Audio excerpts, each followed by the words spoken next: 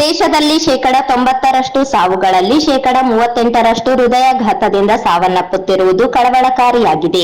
ಈ ಬಗ್ಗೆ ಸರ್ಕಾರ ಜಾಗೃತಿ ಮೂಡಿಸುವುದರ ಜೊತೆಗೆ ಆರೋಗ್ಯ ಕಾಪಾಡಲು ಹೆಚ್ಚಿನ ಕೆಲಸ ಮಾಡಬೇಕಿದೆ ಎಂದು ನವೋದಯ ಸಂಸ್ಥೆಯ ಮುಖಂಡ ಟಿ ಶ್ರೀನಿವಾಸ್ ಹೇಳಿದರು.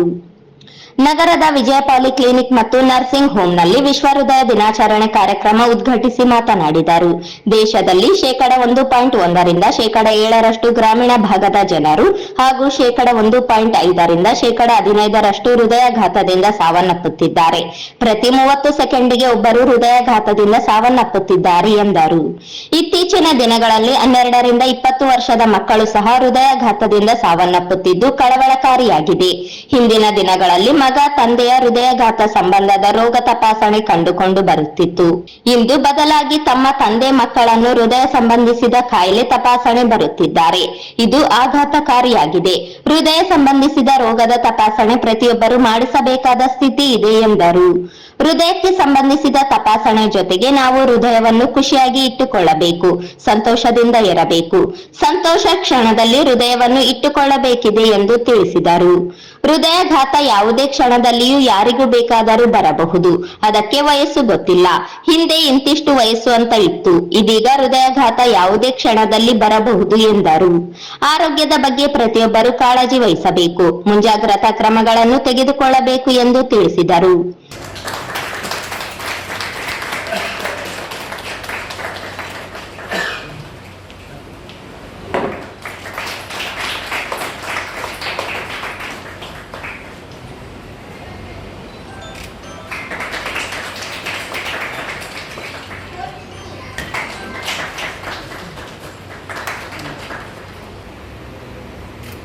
ಇಂಡಿಯಾದಲ್ಲಿ ಕನಿಷ್ಠ 1.1% ಇಂದ 7% ವರೆಗೆ ಹಳ್ಳಿಗಳಲ್ಲಿ ಜನಗಳು ಹಾರ್ಟ್ ಡಿಸೀಸಿಂದ CVD ಅಂತ ನಾವು ಹೇಳ್ತೀವಿ, ಕಾರ್ಡಿಯೋವಾಸ್ಕ್ಯುಲರ್ ಡಿಸೀಸ್ ಅಂತ ಹೇಳ್ತೀವಿ, ಅದರಿಂದ ಬಳಲುತ್ತಿದ್ದಾರೆ. 5% ಇಂದ 13% ಜನರು ಹೃದಯ ತೊಂದರೆಯಿಂದ ಬರ್ತಿದ್ದಾರೆ ಅಂತ ಹೇಳ್ತಿದ್ದೀನಿ. ಇನ್ನ ಹೇಳಬೇಕಂದ್ರೆ ಪ್ರತಿಯೊಂದು 30 ಸೆಕೆಂಡಿಗೆ, 4 ನಿಮಿಷ ಅಲ್ಲ, 30 ಸೆಕೆಂಡಿಗೆ ಒಬ್ಬ ಮನುಷ್ಯ ಹಾರ್ಟ್ ಪ್ರಾಬ್ಲಮ್ ಸಾಯ್ತಾ ಇದ್ದಾರೆ. ಮುಂಚೆ ಎಲ್ಲ ತಂದೆ ತಾಯಿಗಳು ಕರ್ಕೊಂಡು ಮಗ ಬರ್ತಿದ್ದ 60 ವರ್ಷ ಆದಮೇಲೆ, 70 ವರ್ಷ ಆದಮೇಲೆ, ಇದು ನಮ್ಮ ಮುಂದಿನ ಥರ ಹೇಳಿದ್ದಾರೆ. ಮುಂಚೆಲ್ಲ ಅವರು ಕರ್ಕೊಂಡ್ಬರ್ತಿದ್ರು ತಂದೆ ತಾಯಿಗೆ ಹಾರ್ಟ್ ಪ್ರಾಬ್ಲಮ್ ಇದೆ ಅಂತೇಳಿ. ಇವಾಗ ತಂದೆ ತಾಯಿಗಳು 20 ವರ್ಷ ಮಕ್ಕಳನ್ನ ಡಾಕ್ಟರ್ ಕರ್ಕೊಂಡ್ಬರ್ತಾರೆ ಬಿಕಾಸ್ ಆಫ್ ಹಾರ್ಟ್ ಪ್ರಾಬ್ಲಮ್ಸ್. ಇನ್ನೂ ಹೆಚ್ಚಿಗೆ ಅಂತ ನನಗೆ ನನ್ನ ಮಗಳು ಮೊನ್ನೆ ರೀಸೆಂಟಾಗಿ ಮಾಸ್ಟರ್ ಇನ್ ಫಿಸಿಯೋಥೆರಪಿ ಪೀಡಿಯಾಟ್ರಿಕ್ ಅಂತ ಮಾಡಿದ್ದಾಳೆ. ಅವ್ರು ಸಣ್ಣ ಮಕ್ಕಳು ಹುಟ್ಟು ಕೂತು ನೋಡ್ತಾರೆ. ಅವಳು ಒಂದು 3-4 ಕೇಸ್ ಹೇಳಿದ್ರು ನನಗೆ, ಪಾಪ ನೀವು ಏನು ಮಾಡಿದ್ರೆ, ಇಲ್ಲ ಮಗುಗೆ ಹಾರ್ಟ್ ಪ್ರಾಬ್ಲಮ್ ಇತ್ತು ಅಂತ. ಅವ್ರು ಸರ್ಪ್ರೈಸ್ ಇದೆ, ಏನು ಹುಟ್ಟಿದ ಮಗು ಕೂಡ ಹಾರ್ಟ್ ಪ್ರಾಬ್ಲಮ್ ಇರುತ್ತೆ ಅಂತ ಹೇಳಿ. Because we are not familiar with all those things. So ನನಗೆ ಇದರಿಂದ ಅರ್ಥ ಆಗೈತೆ ಅಂತಂದರೆ, ಯಾವಾಗ ನಮ್ಗೆ ಇದು ಗೊತ್ತಿದೆ, ನಮ್ಮ ಎನ್ಸಿಸ್ಟರ್ಸು ಯಾವ ಹೃದಯ ತೊಂದರೆ ಆಗಬೇಕಂತಲ್ಲ, ಬೇರೆ ಜನಸಂಖ್ಯೆ ಬೇರೆ ಇರ್ಬೋದು. ನನ್ನ ಫ್ಯಾಮಿಲಿಯಲ್ಲಿ ನನ್ನ ಹಿರಿಯರು ಸತ್ತಿದ್ದು because of only cardiac problem. ಅದು ಅರ್ಥ ಏನು? ನಾನು 50 ವರ್ಷ ಆಗೋವರೆಗೆ ಕಾಯೋ ಅವಶ್ಯಕತೆ ಇಲ್ಲ, 60 ವರ್ಷ ಆಗೋವರೆಗೆ ಕಾಯೋ ಅವಶ್ಯಕತೆ ಇಲ್ಲ. ನಾನು ಆದಷ್ಟು ಬೇಗ ಅದರ ಬಗ್ಗೆ ನಾನು ಕಾಳಜಿಯನ್ನು ವಹಿಸಬೇಕು. 20 ವರ್ಷದಿಂದ ಸಾಯ್ತಾ ಜನರುಗಳು, 15 ವರ್ಷದಲ್ಲಿ ಹುಡುಗಿ ಸಾಯ್ತಾ ಇದ್ದಾರೆ, ಸ್ಕೂಲಲ್ಲಿ ಹುಡುಗಿ ಸಾಯ್ತಾ ಇದ್ದಾರೆ. ಅಂದರೆ ಅರ್ಥ ಏನಂತಂದರೆ, ಈ ಜೆನೆಟಿಕ್ ಫ್ಯಾಕ್ಟ್ರಿಗಳ ನಾವು ಕಡೆಗಣೆ ಮಾಡಬಾರ್ದು. ಅದನ್ನು ನಾವು ಅರ್ಥ ಮಾಡಿಕೊಂಡು ಮುಂಚಿತವಾಗಿಯೇ ಡಾಕ್ಟರ್ ಅಂತ ಇವೆಲ್ಲ ಏನು ಗೊತ್ತಿರೋಲ್ಲ, ನಾವು ಹೇಳಿದ್ರೆ ನಮ್ಗೆ ಗೊತ್ತಾಗುತ್ತೆ. ಸೊ ಇದ್ರ ಬಗ್ಗೆ ನಾವು ತಿಳುವಳಿಕೆ ಹೆಚ್ಚಿಬೇಕಂತ ನನಗೆ ಅನಿಸ್ತದೆ. ಅದು ಅರ್ಥ ಮಾಡ್ಕೊಂಡಾಗ ನೀವು ನಿಮ್ಮ ಫ್ಯಾಮಿಲಿಯಲ್ಲಿ ಯಾವ ದೇಹ ತೊಂದರೆಯಿಂದ ನಿಮ್ಮ ಹಿರಿಯರು ಸಾವನ್ನಪ್ಪಿದೆ ಅಂತ ಅರ್ಥ ಮಾಡ್ಕೊಂಡಾಗ ನಿಮಗೆ ಆ ಒಂದು ಅನಾರೋಗ್ಯದ ಬಗ್ಗೆ ಕಾಳಜಿ ವಹಿಸಬಹುದು. ಅದರ ಬಗ್ಗೆ ಮುಂಜಾಗ್ರತೆ ಕ್ರಮಗಳನ್ನು ಕೂಡ ತಾವು ತಗೋಬಹುದು ಅಂತ ನನ್ನ ನಂಬಿಕೆ. ರಾಯಚೂರು ರಿಪೋರ್ಟರ್ಸ್ ಗಿಲ್ಡ್ ಅಧ್ಯಕ್ಷ ಹಿರಿಯ ಪತ್ರಕರ್ತ ಚನ್ನಬಸವಣ್ಣ ಮಾತನಾಡಿ, 1999ರಲ್ಲಿ ವಿಶ್ವ ಹೃದಯ ದಿನವೆಂದು ವಿಶ್ವ ಆರೋಗ್ಯ ಸಂಸ್ಥೆ ಘೋಷಣೆ ಮಾಡಿದೆ. 99 ರಾಷ್ಟ್ರಗಳು ಆಚರಣೆ ಮಾಡುತ್ತವೆ ಎಂದರು. ಇಂದು ಜಗತ್ತು ಒತ್ತಡದ ಮಧ್ಯದಲ್ಲಿದೆ. ಪ್ರತಿಯೊಬ್ಬರೂ ಒತ್ತಡದಿಂದ ಕೆಲಸ ಮಾಡುವ ಸ್ಥಿತಿ ನಿರ್ಮಾಣವಾಗಿದೆ. ದೇಶಗಳಲ್ಲಿ ಯುದ್ಧ, ಘರ್ಷಣೆಗಳು ನಡೆಯುತ್ತಿದ್ದರೂ ಒತ್ತಡದ ಜೀವನದಲ್ಲಿ ಜೀವಿಸುತ್ತಿದ್ದೇವೆ ಎಂದರು. ಹೃದಯ ಸಂಬಂಧಿಸಿದಂತೆ ಪ್ರತಿಯೊಬ್ಬರು ತಪಾಸಣೆ ಮಾಡಿಸಿಕೊಳ್ಳಬೇಕಾಗಿದೆ. ಹೃದಯಾಘಾತ ಹೃದಯಾಘಾತ ಯಾರಿಗೆ ಹೇಗೆ ಬರುತ್ತದೆ ಎಂದು ವೈದ್ಯರಿಗೆ ಅಚ್ಚರಿಯುಂಟು ಮಾಡುತ್ತಿದೆ. ಹೃದಯಾಘಾತದಿಂದ ಮಕ್ಕಳು ಸಹ ಸಾವನ್ನಪ್ಪುತ್ತಿದ್ದಾರೆ ಎಂದು ಪ್ರತಿಯೊಬ್ಬರು ಅರ್ಥೈಸಿಕೊಳ್ಳಬೇಕಿದೆ. ಆರೋಗ್ಯದ ಕಾಳಜಿ ವಹಿಸುವುದರ ಜೊತೆಗೆ ನಿತ್ಯ ಆರೋಗ್ಯದ ತಪಾಸಣೆ ಮಾಡಿಸಬೇಕು ಎಂದು ತಿಳಿಸಿದರು.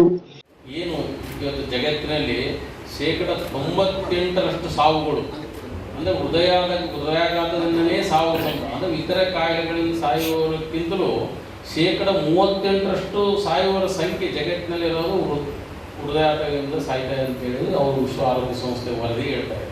ಆ ಕಾರಣಕ್ಕಾಗಿ ವಿಶ್ವ ಆರೋಗ್ಯ ಸಂಸ್ಥೆ ಜಗತ್ತಿನಲ್ಲಿ ಹೃದಯವನ್ನು ಚೆನ್ನಾಗಿಟ್ಕೊಳ್ಬೇಕು ಅನ್ನುವಂಥ ಕಾರಣಕ್ಕಾಗಿ ವಿಶ್ವ ಹೃದಯ ದಿನ ಅಂತ ಆಚರಣೆ ಮಾಡ್ತಾರೆ. ಈ ಕಾರ್ಯಕ್ರಮವನ್ನು ಯಾರು ಮಾಡಬೇಕಾಗಿತ್ತಂದರೆ ಸರ್ಕಾರಗಳು ಮಾಡಬೇಕಾಗಿತ್ತು. ನಮ್ಮದು ವಿಷಾದದ ಸಂಗತಿ, ಇವತ್ತು ಸರ್ಕಾರದ ಕಾರ್ಯಕ್ರಮದಲ್ಲಿ ನಾವು ಪತ್ರಕರ್ತರು ಪಾಲ್ಗೊಳ್ಳಬೇಕಾಗಿತ್ತು.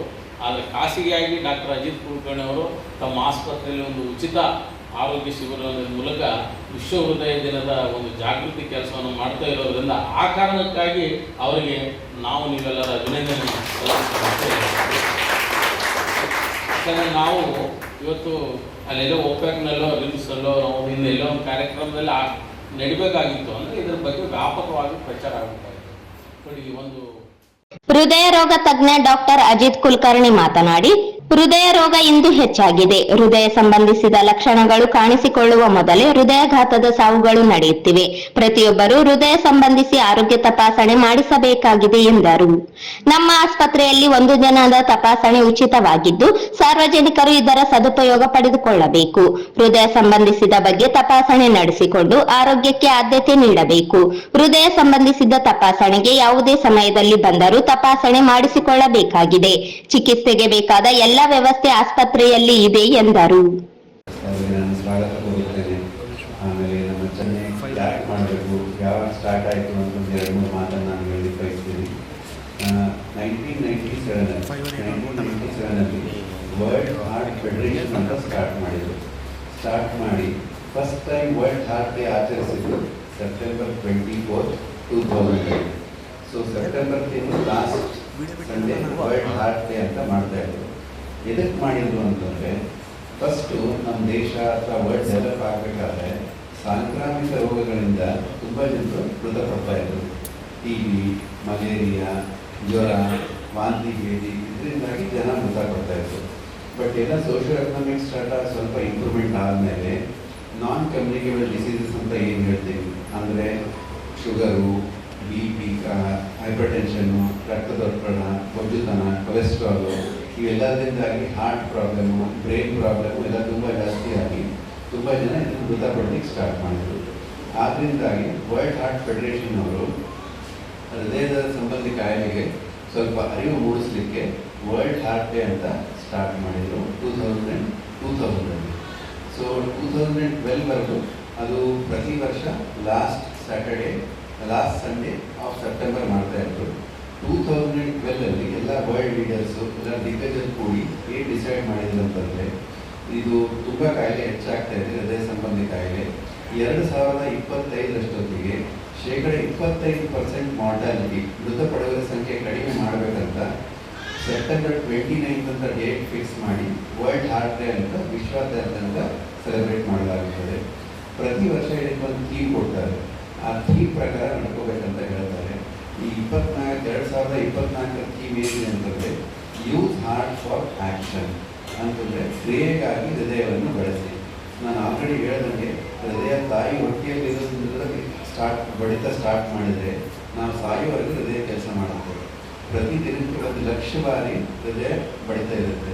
ಹೃದಯ ಬಡಿತ ನಿಂತರೆ ಪ್ರಾಣ ಹೋಗುತ್ತೆ. ಸೊ ಇಂಥ ಪ್ರತಿನಿತ್ಯ 1,00,000 ಬಾರಿ ಹೃದಯ ಬಡಿತ ಮಾಡುವಂಥ ಹೃದಯ ಕಡೆ ನಮ್ಮ ಲಕ್ಷ್ಯ ಗಮನಿಸಬೇಕು, ನಮ್ಮ ಲಕ್ಷ್ಯ ಹರಡಿಸಬೇಕು. ನಾವು ಯೂಸ್ ಹಾರ್ಟ್ ಫಾರ್ ಆ್ಯಕ್ಷನ್ ಅಂದರೆ ಏನು ಆ್ಯಕ್ಷನ್ ಮಾಡಬೇಕು ಅಂತಂದರೆ, ವ್ಯಾಯಾಮ ಮಾಡಬೇಕು, ನಮ್ಮ ಹೆಲ್ತನ್ನು ಕಾಪಾಡ್ಕೋಬೇಕು.